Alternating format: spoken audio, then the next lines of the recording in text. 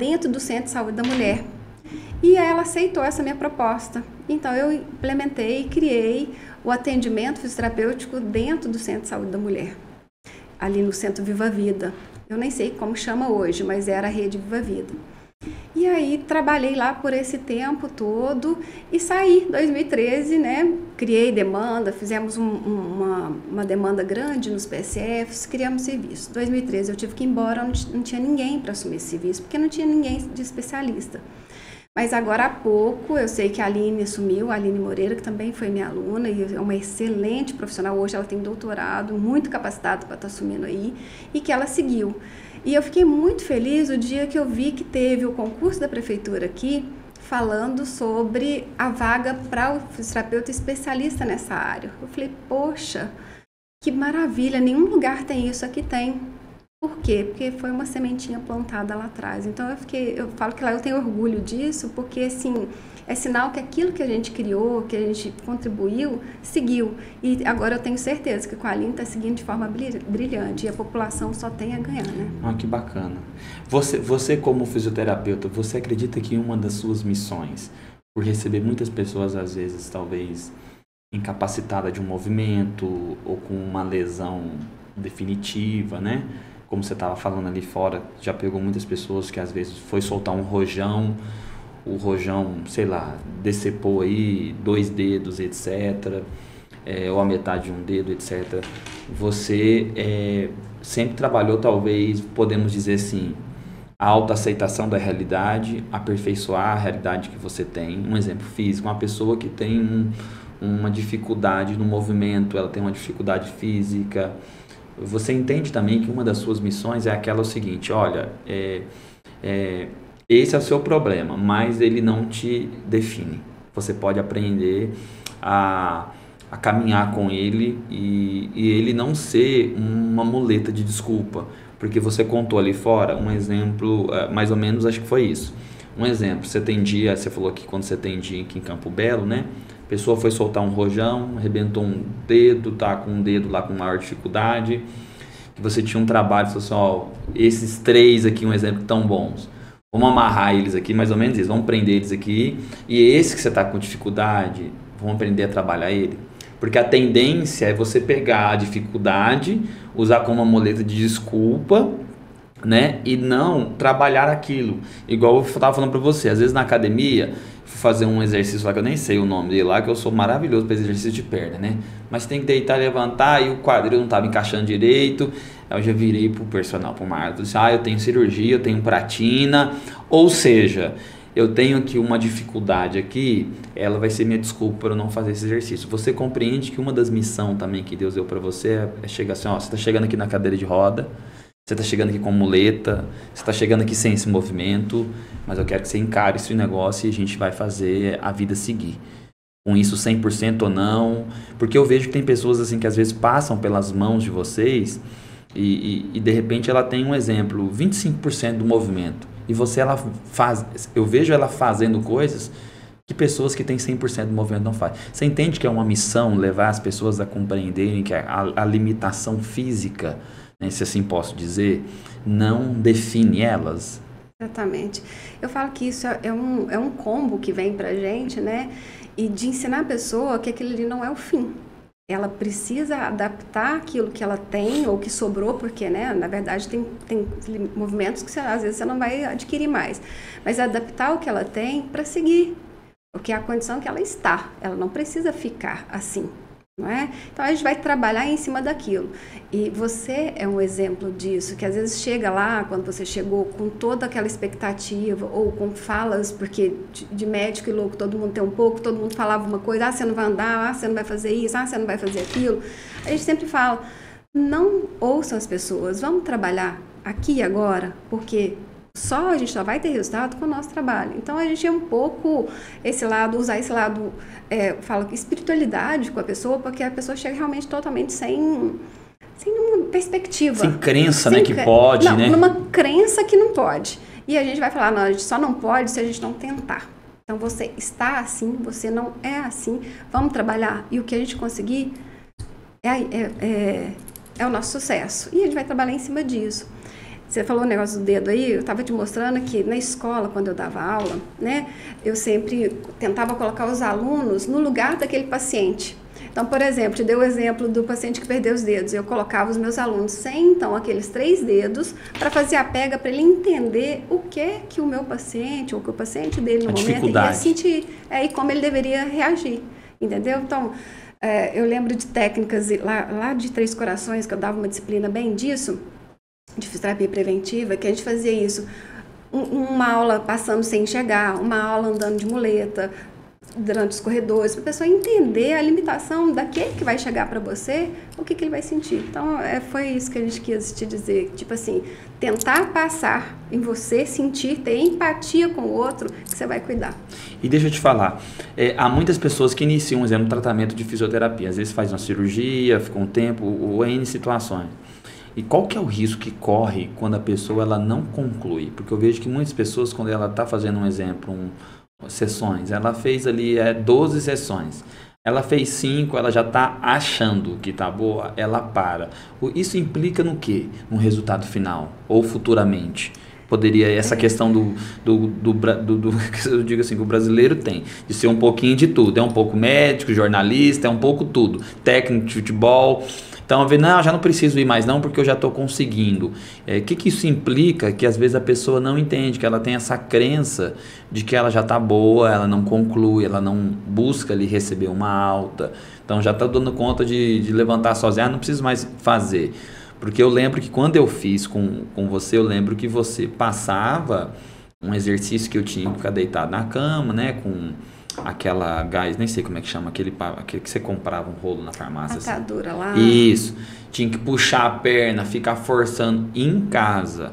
A bola para ficar forçando em casa. Porque em casa era um complemento da sessão que terminou em 40 minutos, 1 hora, não sei. Mas o que você diria para essas pessoas que às vezes assim, poxa, está começando a se recuperar e ela para o tratamento, ela não termina o tratamento? Ela vai correr um risco, né? Porque melhorou o sintoma ou aquilo que limitava ela, não significa que ela está pronta. E as pessoas sempre perguntam para mim, até quando eu vou ter que fazer esse exercício? Não é assim? E aí eu vou fazer uma reflexão aqui para você e para todo mundo que está ouvindo, né, assistindo a gente. Quantas vezes você escova dente, penteia cabelo e toma banho na semana? Quantas? No mínimo uma vez. No mínimo seria um ideal, o mínimo uma, né? Mas o ideal seria umas 3, 4 vezes no dia. Então, banho uma vez. Mas você faz isso todo dia, não faz? Com certeza. Todos os dias você toma banho, escova dente, penteia cabelo, não é assim? Então, exercício é uma higiene para o corpo. Então, quantas vezes você teria que fazer exercício por dia? Nossa. É uma reflexão. Tá? Porque se eu uso o exercício como higiene para o meu corpo, para mover minhas articulações, melhorar minha circulação, melhorar a inflamação nervosa das minhas estruturas, ele tem que ser todos os dias. Igualzinho, se é uma higiene de corpo, é igualzinho você tomar banho, pentear cabelo, escovar dente. Então, a pessoa que deixa de fazer aquilo, porque não é só aquele período da reabilitação, o exercício é para a vida.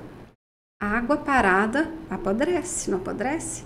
Deixa o seu peixinho lá sem a água circular.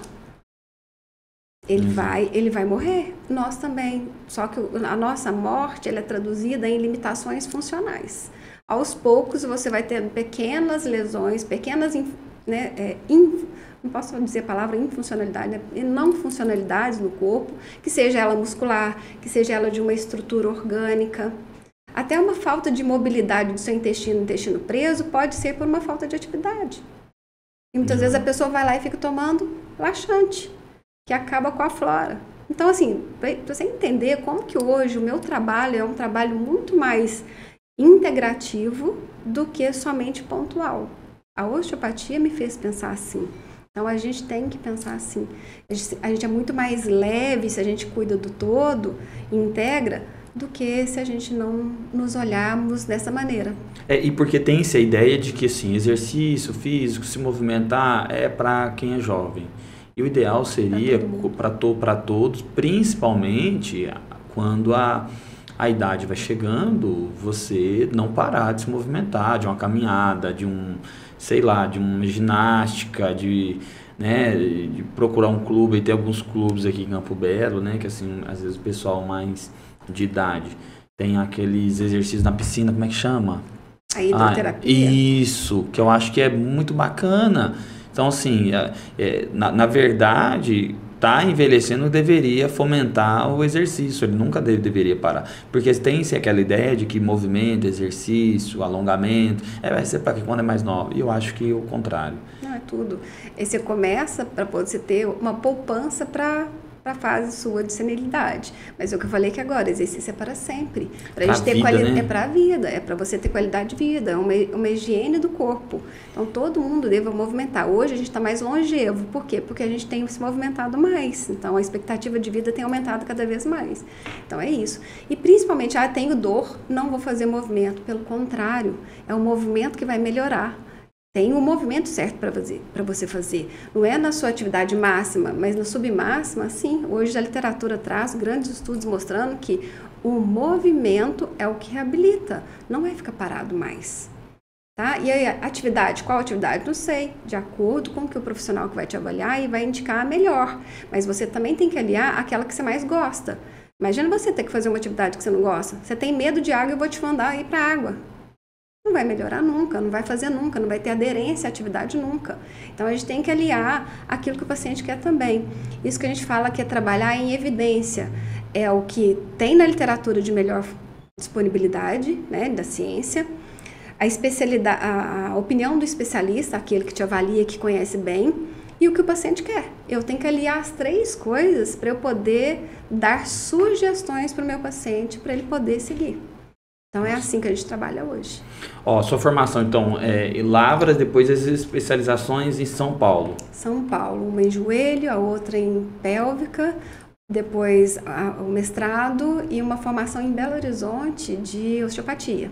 Só que na osteopatia eu tenho vários cursos internacionais, que eu fiz cursos internacionais. Nossa, que entendeu? bacana. Então, dentro dessas áreas aí da osteopatia, várias formações. O bom fisioterapeuta é aquele que nunca para de estudar? Todo profissional deveria nunca parar de estudar, mas o bom fisioterapeuta é aquele que não para de se atualizar, Ana Paula? Eu acredito que sim, porque assim a gente vai ter mais condições de entender cada vez mais as nuances que aparecem para a gente no dia a dia e entregar melhor qualidade de atendimento para os nossos pacientes, sabe? Acho que a ideia é sempre essa. Do mesmo jeito, movimento para estudar, movimento para tudo. A vida precisa de movimento, senão a gente realmente para.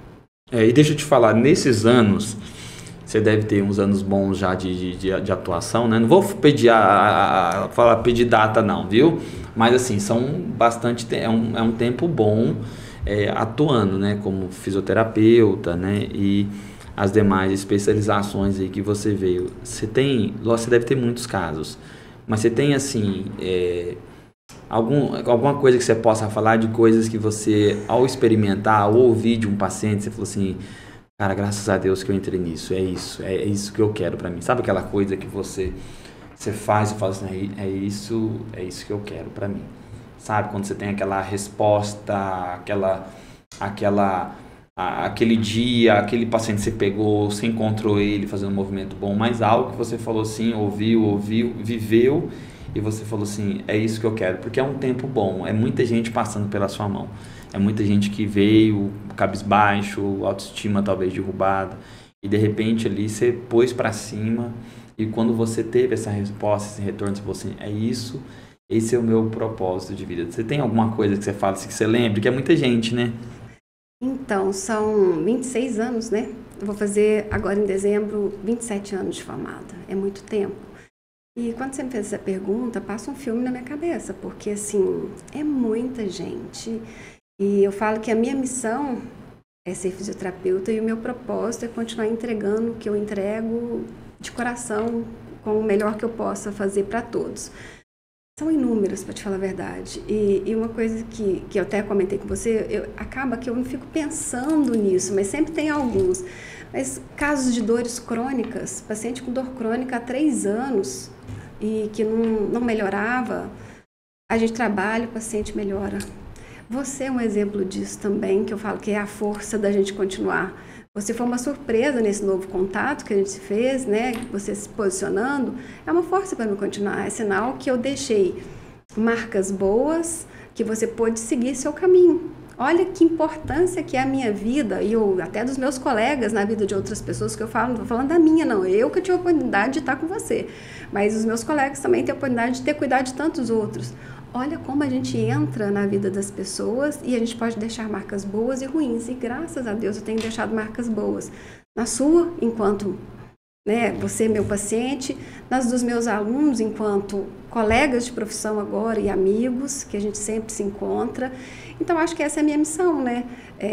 E meu propósito, melhorar isso, mas a minha missão ser um veículo para ajudar as pessoas, seja o profissional em si, ou seja, o paciente. Ajudar as pessoas, eu acho que essa é a minha missão, acho que Deus fez isso comigo. A gente estava batendo um papo ali fora, né? Acho que até do Marco do Portela, né? Acho que a Giovana até lembrou, que é uma frase que eu ouvi e eu nunca esqueci. Eu acredito muito que a gente tem a oportunidade de ficar nas pessoas, né? E assim, a gente conversando com você, eu não vejo em você nenhum sinal de uma mulher que quer parar. Mas eu acho que uma mulher que quer continuar colaborando, mentoreando, auxiliando outras. Eu não sei se tem outros profissionais que você acompanha, que faz algum tipo de acompanhamento, de mentoria. Tem pessoas assim que você acompanha, algum tipo de palestra que você, dentro dessa área? Que eu faço. Que você faz. Sim. Eu acabo mentorando profissionais que buscam meu consultório para poder melhorar o seu dia a dia, que queiram saber mais. Então, a pessoa vem e me procura, como que eu faria para atender assim? E aí a gente vai construir de acordo com o que ele necessita no seu dia a dia, acaba auxiliando. Eu tenho esse meu curso, que eu dou curso para profissionais que também queiram, dentro da minha proposta, se desenvolver melhor na parte de facial, pélvica, que esse curso já tem desde 17, que eu estou com ele em Belo Horizonte. Eu formo 2 a 3 turmas por ano, então tive a oportunidade de inúmeros colegas já formados, especialistas, ajudar eles. E a ideia é essa, sempre ajudar aqueles que precisarem. Estou sempre à disposição. Mas você atende na sua clínica. Isso, eu em tenho Belo Horizonte. Eu tenho onde que é? Você pode falar? Posso sim. Será um prazer receber todo mundo. Se alguém quiser ir lá conhecer, se quiser ir lá, tomar um café comigo. Vou lá, marcar, iremos lá. Vai lá, vai ser ótimo. Meu consultório hoje é na Rua Espírito Santo, do lado da Igreja de Santo Antônio, quase na esquina com a Contorno, no bairro de Lourdes. Então eu tenho um consultório que eu atendo lá todos os dias. E, ocasionalmente, os cursos nesse mesmo auditório desse prédio. Hoje, Ana Paula, assim, tem muitas instituições, né, de formação. Você é procurada por alunos que saem e às vezes sentem que não é que não aprendeu tudo que devia, mas que sente que está faltando algo. E às vezes alguém mais experiente, com a bagagem de autoridade, você sente que existe essa procura hoje em dia também? Porque eu vejo assim, hoje tem muitas instituições, né, de formação, de graduação, etc. Mas eu digo que sempre vai ter instituição e instituições, né? E eu falo isso porque eu estou no meio de uma formação de 5 anos, né? E de psicologia, uma das coisas que me levou foi a grade, os professores, o local. E há uma diferençazinha de um lugar para o outro, a maneira como é abordado, como é trazida a bagagem, né, o conhecimento. Mas eu vejo que numa área assim tão necessária hoje em dia, né, uma área tão procurada, uma área que não lida direto com o êxito da vida do outro ou não, às vezes parece que assim, corre esse risco de às vezes a pessoa termina uma graduação, formação, ela, poxa, eu não estou sentindo que eu estou inteira, completa nesse curso. Há também essa procura de você consegue dar um feedback, um retorno, apresentar algo para esse tipo também de profissional? Sim, sempre há procura, porque assim, a gente sai inseguro mesmo. Quando a gente sai, eu vou dar exemplo meu, a gente sai realmente inseguro, a gente não tem prática o suficiente. E muitas vezes eu costumo dizer que a escola não é ela que forma a pessoa, ela te dá um certificado, eu falo que te dá uma carteira de habilitação para execução. Mas depende muito da gente como pessoa, né, estrutura, para que a gente possa realmente seguir. E ter só embasamento técnico, ele é pouco hoje em dia. A gente precisa de adquirir outras habilidades para que realmente a gente seja um profissional diferenciado. Vou falar que é diferenciado. Porque executar a técnica, todo mundo executa. Mas como você comunica com o seu paciente?